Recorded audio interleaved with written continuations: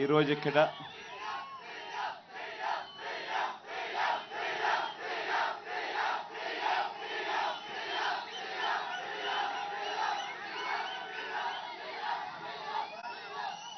ఆటోలు నడుపుకుంటూ, ట్యాక్సీలు నడుపుకుంటూ, టిప్పర్లు నడుపుకుంటూ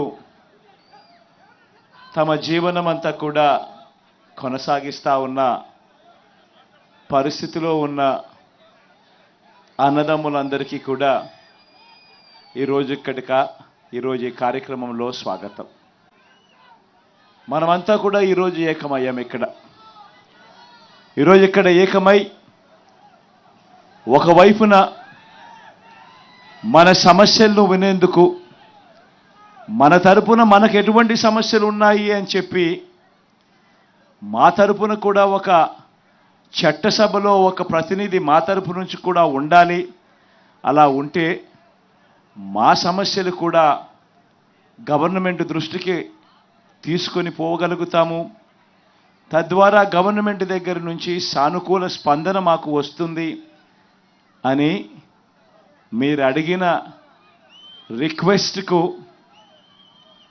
మొట్టమొదట ప్రభుత్వం అనుకుంటా అది మన వైఎస్ఆర్ కాంగ్రెస్ పార్టీ ప్రభుత్వం అని చెప్తా ఉన్నా.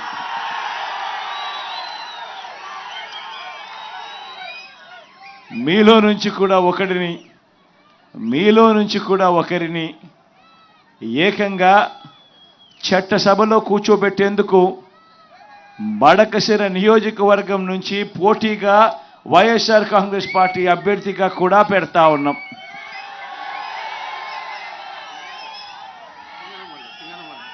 సింగనమల నియోజకవర్గం నుంచి పెడతా ఉన్నాం. నాకు ఈ ప్రస్తావన నా దగ్గరకు వచ్చినప్పుడు సింగనమల నియోజకవర్గం నుంచి ఇలా ఈ మాదిరిగా ఒక టిప్పర్ డ్రైవర్ను మనం అసెంబ్లీకి నిలబెట్టే కార్యక్రమం చేస్తే బాగుంటుంది అని చెప్పి ఒక క్యాండిడేట్ ఉన్నాడు అని చెప్పి నా దగ్గరికి ఈ ప్రస్తావన వచ్చినప్పుడు నిజంగా నేను అనుకున్నా, ఆ క్యాండిడేట్ ఎవరు, ఆ క్యాండిడేట్కి సంబంధించిన చదువులేమిటి అని చెప్పి కూడా ఒకసారి అడిగా. చదివిన విషయానికి వచ్చేసరికి మాదిగ సామాజిక వర్గానికి సంబంధించిన ఆ వీరాంజనేయులు అనే ఆ పిల్లాడు, ఆ వ్యక్తి, ఆ మనిషి మన పార్టీకి కార్యకర్తగా చాలా సంవత్సరాలుగా ఉన్నాడు. ఉంటూనే తాను ఎంఏ చదివి ఎంఏతోనూ కూడా చదువు సరిపెట్టకుండా ఏకంగా ఎంఏ ఎకనామిక్స్, ఆ తర్వాత బీఈడి కూడా పూర్తి చేసిన పరిస్థితిలో ఆ క్యాండిడేట్ ఉన్నాడు. అంత గొప్ప చదువులు చదివి ఏకంగా ఎంఏ చదివి ఆ తర్వాత బీఈడి కూడా పూర్తి చేసి అంత గొప్ప చదువులు చదివి టిప్పర్ డ్రైవర్గా తాను తన కాళ్ళ మీద తాను నిలబడుతూ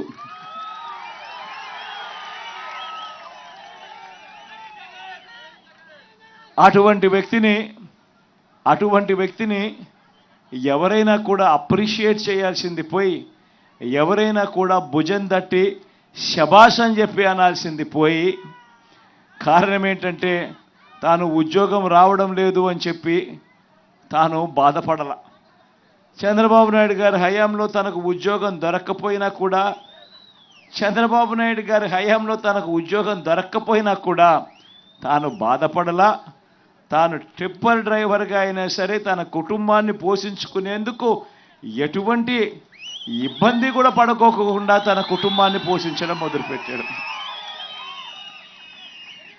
అటువంటి వీరాంజనేయులను చంద్రబాబు నాయుడు గారి హయాంలో ఎంఏ చదివి బీఈడి చదివి టిప్పర్ డ్రైవర్గా తన జీవితం కొనసాగుతూ ఉన్న ఆ వీరాంజనేయులను మన ప్రభుత్వం వచ్చిన తర్వాత ఏకంగా ఎమ్మెల్యే టికెట్ ఇచ్చి ఈరోజు నిలబెడతా ఉన్నాం.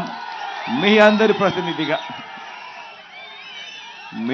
ప్రతినిధిగా మీ అందరికీ తోడుగా ఉంటూ మీ సమస్యలను కూడా చట్టసభలో లేవనెత్తడానికి మీ తరపున మీ సోదరుడుగా చట్టసభలో ఉండేందుకు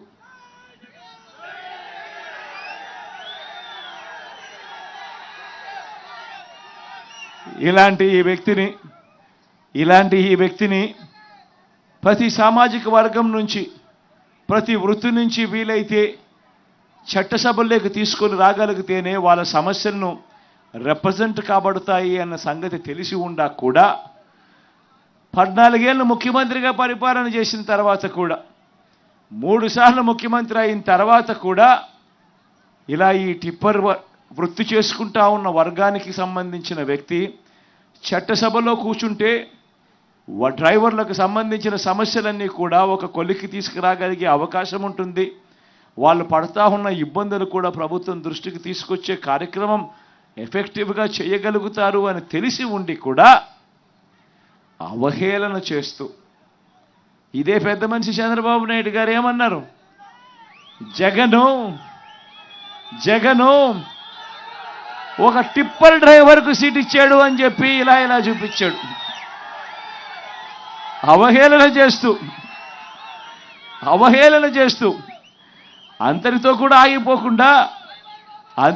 ఆగిపోకుండా టిప్పర్ డ్రైవర్ అనేసరికే చాలు ఏలుముద్రగాడు అని చెప్పి కూడా అనేశారు చంద్రబాబు నాయుడు.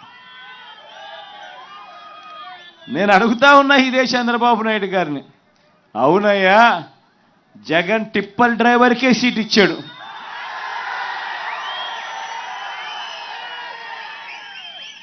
ఏం తప్పు చేశాడయ్యా జగను అని అడుగుతా ఉన్నా. నువ్వు అవహేళన చేసేందుకు ఏం తప్పు చేశాడు అని అడుగుతా ఉన్నా. నిజంగా నువ్వు చెయ్యలేని పని, నువ్వు కోట్లు డబ్బులున్న పెత్తందారులకు నువ్వు టికెట్లు ఇచ్చావు. నేను ఒక సామాన్యుడికి, ఒక పేదవాడికి పార్టీ తరఫున నిలబెట్టించి టికెట్ ఇచ్చి గెలిపించే కార్యక్రమం నేను చేస్తా ఉన్నా. నిజంగా నీకు నాకు ఉన్న తేడా ఇది చంద్రబాబు అని సందర్భంగా ఒక వైపున చెబుతూ మరోవైపున నిజంగా ఈరోజు గర్వపడతా ఉన్నా. ఎందుకు తెలుసా గర్వపడతా ఉన్నాను? సొంత ఆటోలు కొనుక్కొని, సొంతంగా ఈరోజు ట్యాక్సీలు కొనుక్కొని వాళ్ళ జీవితాలు బతుకుతా ఉన్న వాళ్ళు ఎంతమందో తెలుసా? అక్షరాల 3,93,655 మంది. 3,93,655 మంది తమ జీవితం మీద తామే కంట్రోల్ తీసుకుంటూ, తమ జీవితం వేరే వాళ్ళ మీద ఆధారపడకుండా, చదువుకున్న వాళ్ళే వీళ్ళంతా కూడా, కాస్తో కూస్తో పెట్టుబడి పెట్టే వాళ్ళే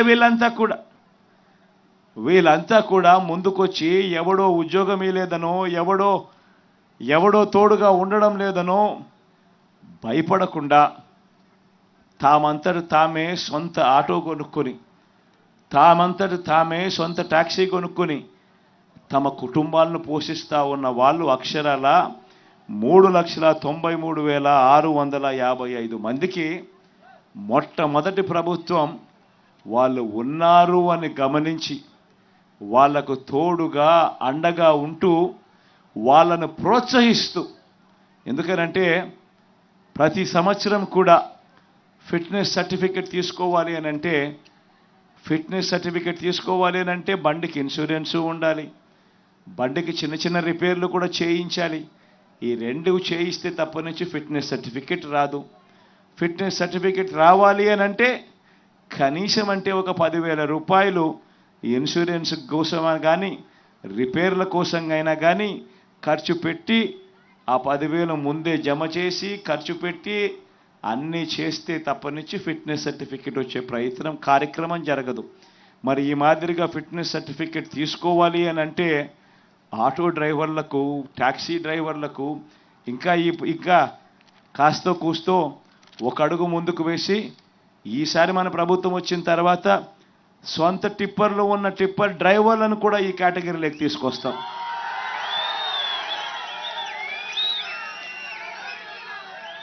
వీళ్ళందరికీ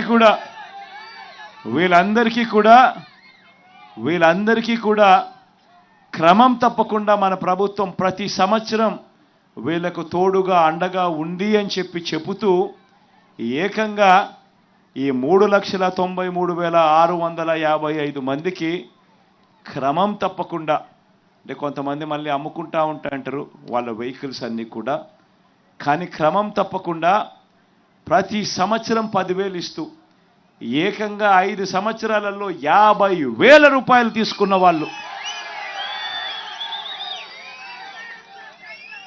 ఎంత ఇచ్చామో తెలుసా అక్షరాల ఈ 3,93,655 మందికి వాళ్ళ కుటుంబాలకు మంచి చేస్తూ ప్రతి సంవత్సరం క్రమం తప్పకుండా వరుసగా ప్రతి సంవత్సరం 10,000 ఇస్తూ 5 సంవత్సరాలలో 50,000 రూపాయలు కూడా పొందిన వాళ్ళు కూడా దీంట్లో ఉన్నారు. మొత్తంగా 1,296 కోట్ల రూపాయలు కేవలం వీళ్ళకిచ్చాం. మరొక్కసారి చెప్తా ఉన్నాను, వాహన మిత్ర అనే కార్యక్రమం అనే స్కీమ్ తీసుకొచ్చి ఈ ప్రతి డ్రైవర్కు తోడుగా సొంత ట్యాక్సీ కానీ సొంత ఆటో కానీ కొనుక్కొని తన జీవనం సాగిస్తూ ఉన్నా, సొంతంగా చేసుకుంటా ఉన్న ఇటువంటి వాళ్లకు ఏకంగా ఈ 5 సంవత్సరాల 58 నెలల కాలంలో 1,296 కోట్ల రూపాయలు వాళ్ళ చేతుల్లో పెట్టారు. ఈ ఒక్క పథకం ద్వారా ఈరోజు మీ అందరికీ మరొక మాట కూడా చెప్తా ఉన్నా. నెక్స్ట్ మళ్ళీ మన ప్రభుత్వం వచ్చిన తర్వాత ఈసారి సొంతంగా టిప్పర్లు కొనుక్కొని సొంతంగా లారీలు కొనుక్కొని వాళ్ళ జీవనం వాళ్ళు నడిపిస్తా ఉన్న వాళ్ళకు కూడా ఈ జాబితాలోకి తీసుకొని వస్తాము అని కూడా ఈ సందర్భంగా చెప్తా ఉన్నా. వీళ్ళందరికీ కూడా ఈ కార్యక్రమం ఎందుకు చేస్తా ఉన్నామో తెలుసా? కారణం స్వయం ఉపాధి రంగంలో వీళ్ళంతట వీళ్ళు స్వయం ఉపాధి రంగంలో అడుగులు ముందుకు వేస్తూ ఉన్నారు. ఎవరి మీద ఆధారపడకుండా తమ కాళ్ళ మీద తాము నిలబడుతూ తమ కుటుంబాన్ని తాము పోషించేందుకు అడుగులు ముందుకు వేస్తూ ఉన్నారు. ఇక ఎలాగూ మామూలుగా ఉన్న డ్రైవర్లకు, మామూలుగా ఉన్న మిగిలిన వాళ్ళందరికీ కూడా మన నవరత్నాల్లోని మన అన్ని పథకాలు ఎలాగూ వాళ్ళందరికీ కూడా అందుతూ ఉన్నాయి. అమ్మఒడి దగ్గర నుంచి మొదలు పెడితే, వాళ్ళ ఇంట్లో అవ్వ తాతలకు పెన్షన్ దగ్గర నుంచి మొదలు పెడితే, వాళ్ళ ఇంట్లో ఉన్న పెద్దోళ్లకు చేయూత దగ్గర నుంచి మొదలు పెడితే అన్నీ కూడా ఎలాగూ అందుతూ ఉన్నాయి. ఈరోజు మీ అందరితో ఈ వేదికపై నుంచి మీరు చెప్పాల్సింది ఏదైనా ఉంది అని అంటే మీ దగ్గర నుంచి కూడా ఏదైనా విందామని చెప్పి అనుకుంటా ఉన్నాను. మైక్ మీకు ఇస్తాను. మీ తరపు నుంచి మీరు ఏదైనా చెప్పాలనుకుంటే కూడా వినేందుకు సిద్ధంగా మీ బిడ్డ, మీ అన్న, మీ తమ్ముడు మీకెప్పుడూ అందుబాటులో ఉంటాడు అని కూడా ఈ సందర్భంగా తెలియచేస్తూ, మీలో ఎవరైనా మాట్లాడాలనుకుంటే మైక్ నేరుగా మీకే ఇచ్చే కార్యక్రమం చేస్తాం. ఈ జిల్లాలో ఈ మాదిరిగా వాహన మిత్ర పొందుతా ఉన్న వాళ్ళు ఎంతమందో తెలుసా? ఈ జిల్లాలో ఏకంగా 18,000 కుటుంబాలు, 18,000 కుటుంబాలు ఈ జిల్లాలో వాహన మిత్ర పొందుతా ఉన్నారు. ఈ జిల్లాలో వీళ్లకు ఇచ్చింది 61 కోటి రూపాయలు ఈ జిల్లాలోనే ఈ 7 సెగ్మెంట్లలోనే ఇవ్వడం జరిగింది.